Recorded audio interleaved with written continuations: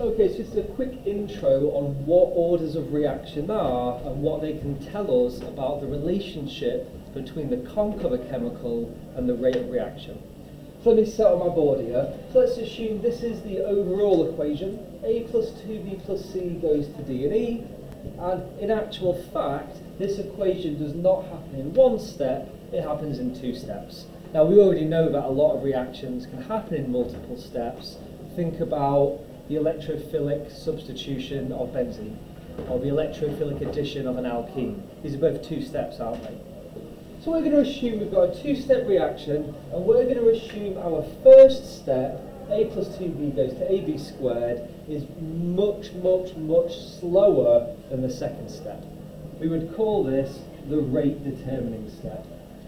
So let's say under standard conditions, this first step takes 1 billion years to happen, and the second step takes 2 seconds to happen.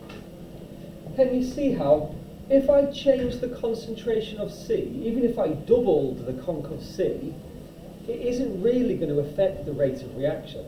I'd go from 1 billion years and 2 seconds to 1 billion years and 1 second, right? That's a very negligible change. So realistically, the concentration of C will have no effect on the rate of reaction. We call C zero order. And that's because there are no molecules of C in the rate determining step as reactants. That's why C is zero order.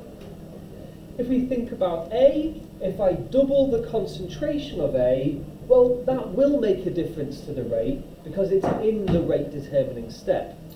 So we would say A is first order, and whatever you do to the conc of A, you will have a proportional effect on the rate of reaction.